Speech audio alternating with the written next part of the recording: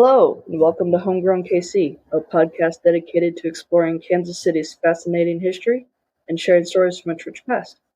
I'm your host, Laura. Joining me today is Megan Burton, the Senior Co-Chair of Kansas City Area Archivists and the Senior Archivist for Public Services at the Kansas Historical Society. Hi. I'm well. How are you? I'm good. It's a good day. Yes, it is. So let's start with, who are you and what is your story? Sure. So I'm Megan Burton.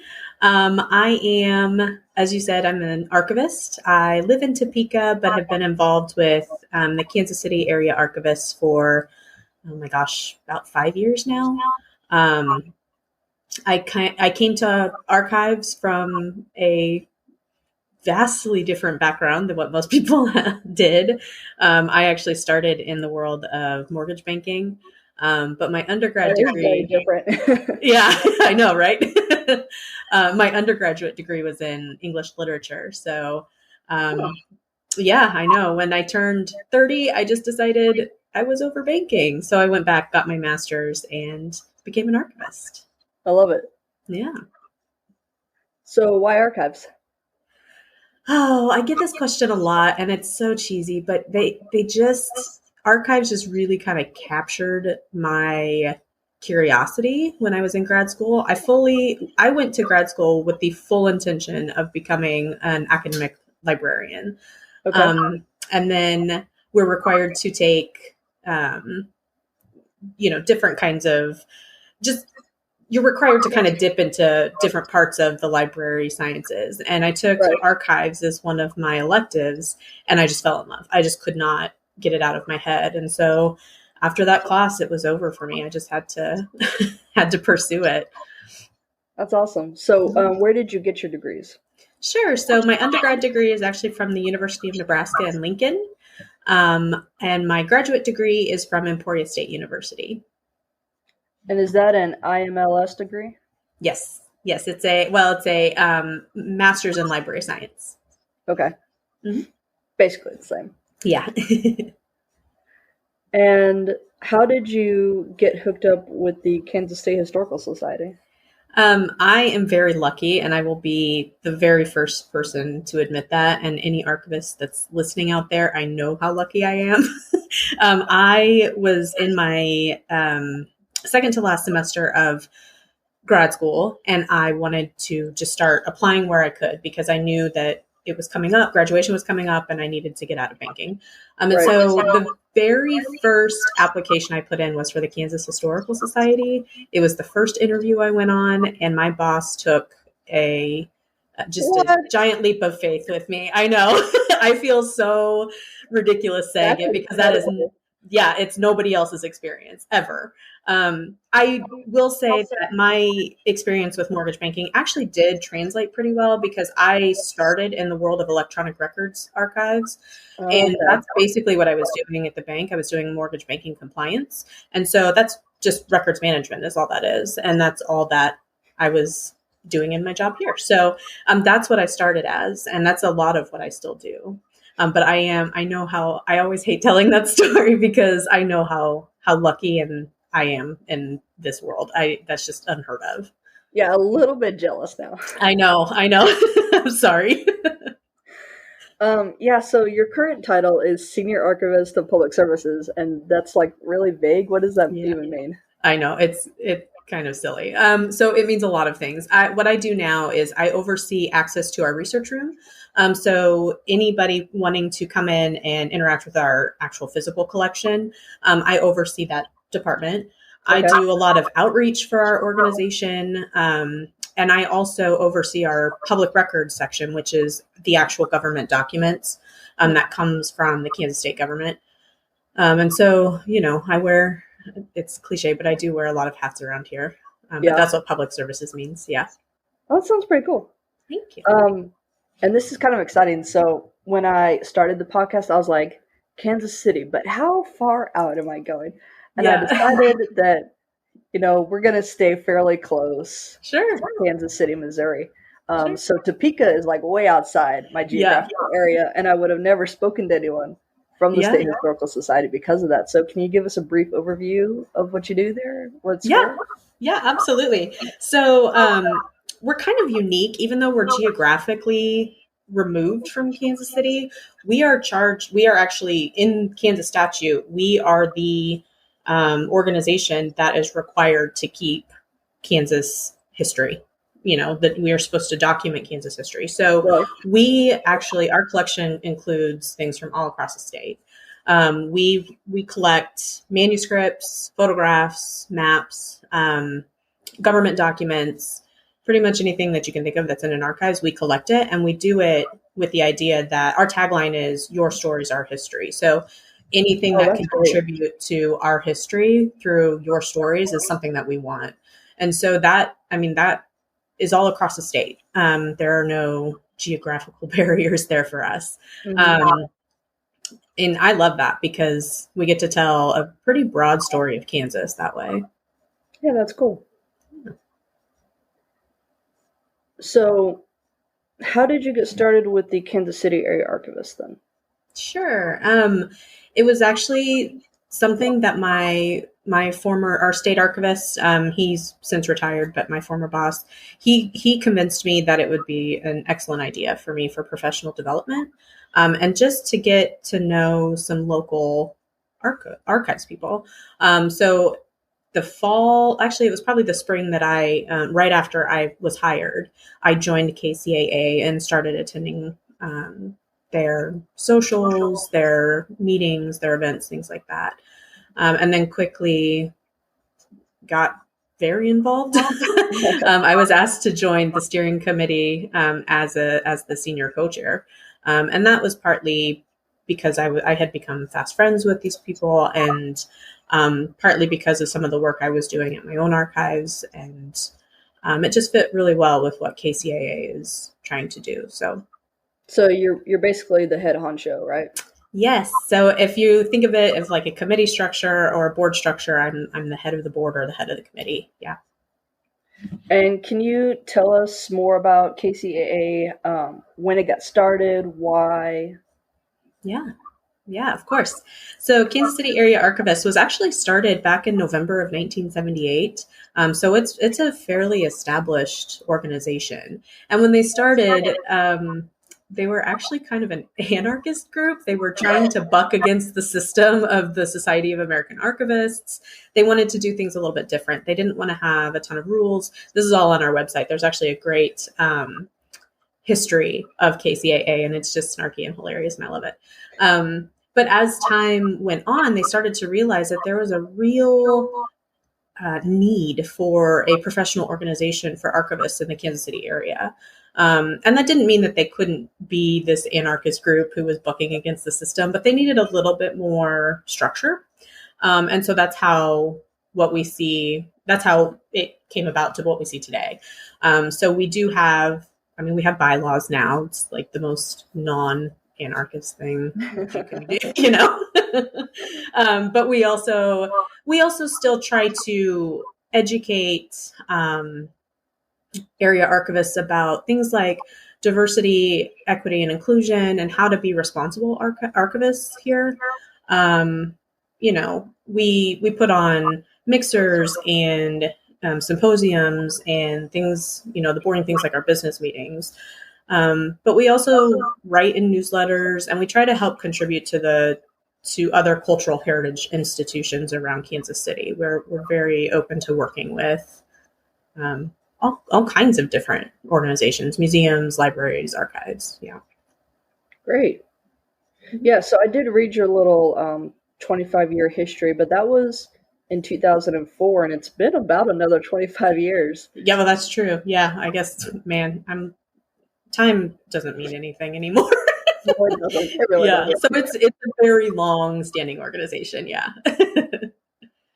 When I was reading through your initial history, what stood out to me was all the struggles that they had, or maybe struggles is the right word, but the way they grappled with emerging technology. Mm-hmm. Yeah. And quite frankly, that's still something that exists in the archives world today, right? Like we, as archivists, still struggle with electronic records and technology and keeping up with just how quickly technology changes. I mean, if you think about the cultural record today versus how it was 100 years ago, it's just vastly different, you know? Yeah. And so, like, one of the biggest concerns for me as an electronic records archivist, or as that being part of my job, is like, how do we even keep up with email? And we still grapple with that. We still struggle with that. That's probably the biggest issue that we have in our organization right now. In our organization, meaning the Historical Society? Or Yeah. KCAA? Yeah, I'm sorry. Yeah, the Historical Society. But also I would venture to guess that the majority of our membership would say something very similar. If they're dealing with institutional records or just the cultural record in general, they would probably say that yes, we have a pretty big gap in what we're able to realistically archive right now for emails, electronic records, things like that. Yeah, and then you have social media, which just adds a whole other component. Yeah, exactly. So you mentioned all the different meetings that you guys have, and I think you just had your fall mixer yesterday. Is that correct? Yes, that's correct. So normally in the fall, we have a symposium, which is much more kind of conference-like, where it's educational. We have sessions, and we try to put something on that, archivists can leave with a new idea or thought or something like that. But this year it's been tough, man. It's been with things being virtual, and the fall was very full of conferences. So what we decided was we were going to take some of the pressure off of people to have to log into Zoom and listen to, another conference. And we just decided to host a mixer. We just chatted about things that archivists do, some of our woes as archivists. And it was just a good chance for us to catch up with each other because I haven't seen a couple of them in a while. So hopefully we'll be back on track to do a fall symposium next year. But yeah, we needed a little break from virtual conferencing. Yeah, I keep hearing about Zoom fatigue. It's real. It is super real. It's hard. In my day job, I have been, I don't know if it's the lucky one or the unlucky one, but I've had to go in every day. So I never had to be on Zoom all the time. Yeah. See, I've kind of had both worlds. I work in a weird space in state government. So I've done a lot on Zoom, but I've been in the office every day. So other organizations within the state government haven't been in the office. So we've had to do a lot over Zoom, and it's a lot. Yeah, I imagine it would be. Mm-hmm. And the KCAA also, do you sponsor, or is this your homegrown conference, the Midwest Area Conference, MAC? So MAC is actually a different organization. This year we did sponsor, we were a sponsor of MAC. Yeah. Underneath of y'all. Yeah, no, the Midwest Archives Conference is a much broader organization. It includes the Midwest. And KCAA and MAC do work pretty closely together. In fact, we have some members that are members of both. Most of us are. But we decided this year that we were just going to help sponsor their conference instead of putting on our own and work together with them. That was just something that just made the most sense this year. Yeah. Okay. And you mentioned earlier when you were talking about what all KCAA does, the DEAI, I think you touched on it. Can you go into more on that? Sure. So we're really in a period of learning, I think, as archivists. Diversity, equity, accessibility, and inclusion is a big focus for us, or should be a big focus for us as archivists, because archives should be accessible for everybody. And so we try to help our membership just learn some ways of doing that, because while it shouldn't be new things that we're learning, it is. In grad school, I had no classes that taught me about diversity, equity, accessibility, and inclusion. There was some accessibility, but it was more traditional. It was a more traditional definition of that word. And so what we tried to do is put on workshops. We partnered with, actually, the Midwest Archives Conference has a speakers bureau, and one of their speakers is an excellent speaker on this topic specifically. And so last year we were able to put on a symposium. It was a 3-day workshop, basically, of how to implement these things into your own archives. How to come to terms with your own bias, how to address it, how to make sure that that doesn't interfere with what we are responsible for doing. And I think it's huge. It's important. We also offer some resources on our website for archivists who are just trying to get a hold of some of these ideas and, gives them the opportunity to read them over themselves and really think about them. So there's a list of a whole bunch of stuff on there. There's, museums and race and archives and race and how to support communities and how to, create those relationships and build those relationships. So it's something that I hold very dear to me. And I think we are, as an organization, I think we are all on the same page there, that's something that's very important for us. Good. Yeah, that's awesome. Thanks. You said that you didn't have a class on this when you were in grad school, and actually thinking it over, we didn't have a class specifically on it when I was in grad school either, just a couple of years ago. We had classes, well, at least I took various classes where it was sort of subtly included, but I think having a class specifically on this would have been a good idea.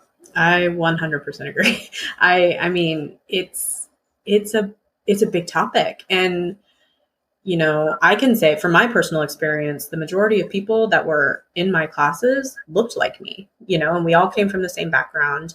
But that's not okay. We needed to, I think it would have been important for us to have that as part of our core class structure.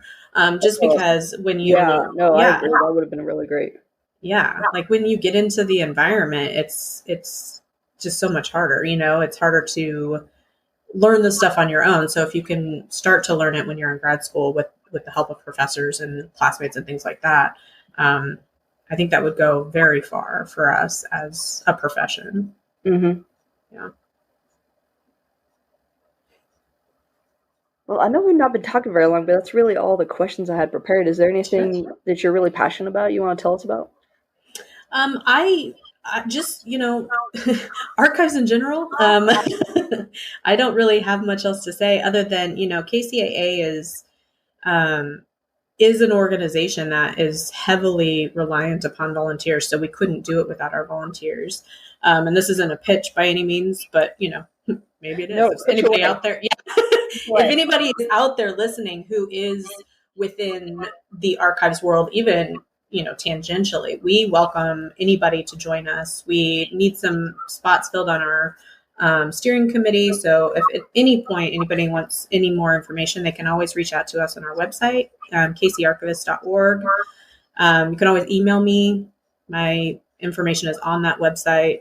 The email to the KC Archivists is on that website as well.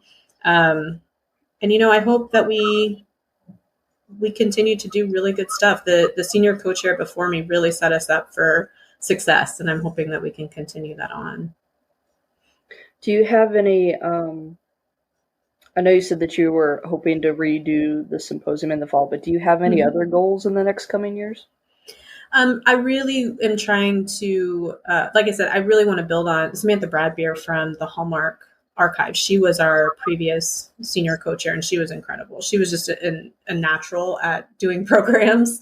And so I'm really hoping to build on her success, not just with, the symposium and things like that, but I also want to be able to continue to build our membership to the point where people are invested and they want to contribute to the steering committee.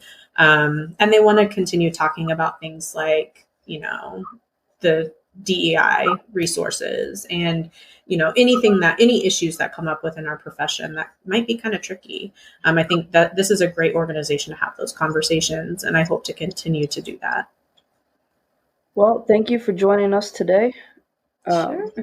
Listeners, make sure you check out the website, like she said, and they also have a Facebook page, right?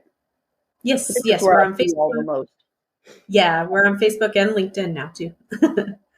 Awesome. All right, well, thank you so much, and that'll be all for today. Thank you. Thank you for joining us today, listeners. Make sure to follow me on Facebook, Instagram, Pinterest, and Twitter. Rate and review me on Apple Podcasts or wherever you listen to this podcast. Check out my website. That's homegrownkc.wordpress.com. Visit the merchandise store for some cool swag.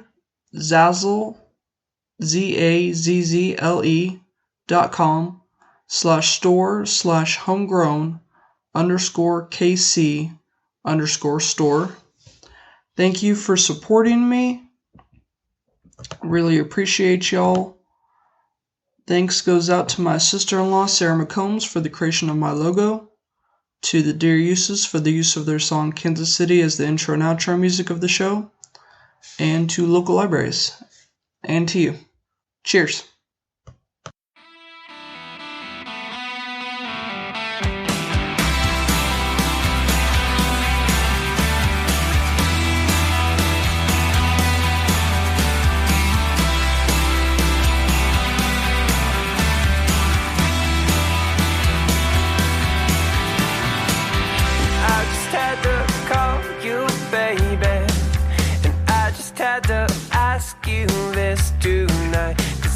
Seem to shake this feeling, and I can't seem to get you off my mind.